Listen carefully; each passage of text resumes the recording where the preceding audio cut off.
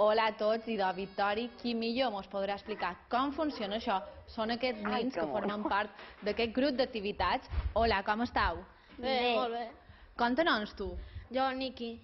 Niki, a veure, tu m'ho sabries explicar com funcionen aquests robots fets en jogueta? Sí, bueno, això funciona programant. Tindrien que anar...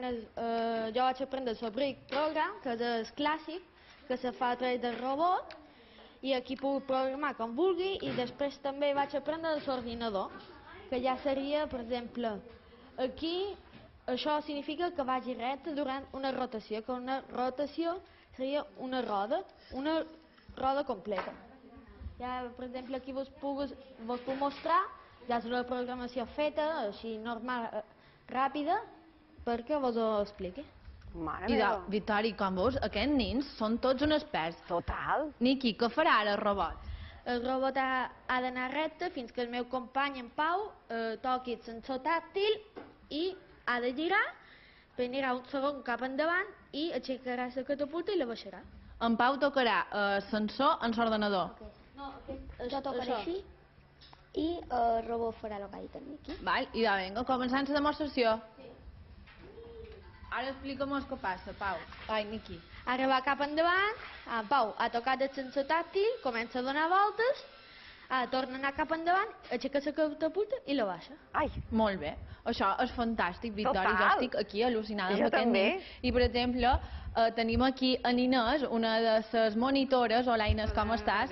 mortal. Aquesta activitat és molt poc comú a les escoles de Mallorca. Explica'm qui sou, per què feis això? Sí, bé, nosaltres som Robotis Mallorca, som el distribuïdor oficial de Lego Education aquí a Balears, i bé, nosaltres som una empresa que a partir d'aquestes activitats extraescolars treballem apostant per la innovació educativa.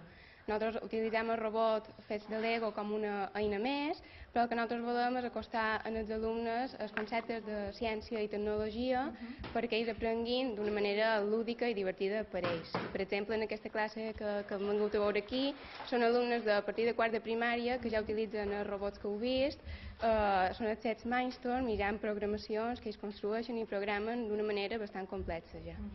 Com has dit, Inés, aquesta activitat combina diverses coses, però quin és l'objectiu pels petits? Nosaltres el que volem és treballar perquè els alumnes, pensant que el que més important és, he dit, utilitzem el robot com una eina més, podria ser una eina més, però nosaltres el que volem és que els alumnes adquireixin una sèrie de competències i habilitats que pensant que són molt necessàries avui en dia.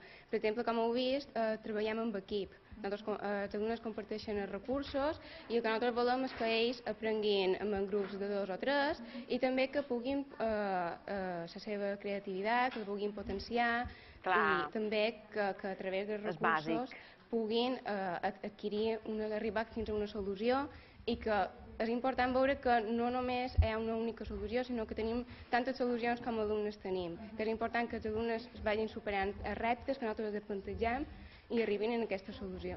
Reptes, gràcies, Inés, com els que hem vist, i a més, d'aquí una estoneta tornarem i veurem molt de reptes més. Aquests robots, com ja han dit, poden fer de tot. Sumo, notes musicals, abans mos explicava un nen i nosaltres mos hem quedat al·lucinats. Si no vos voleu perdre aquestes demostracions, per favor, no vos n'aneu. Tornarem d'aquí uns minuts.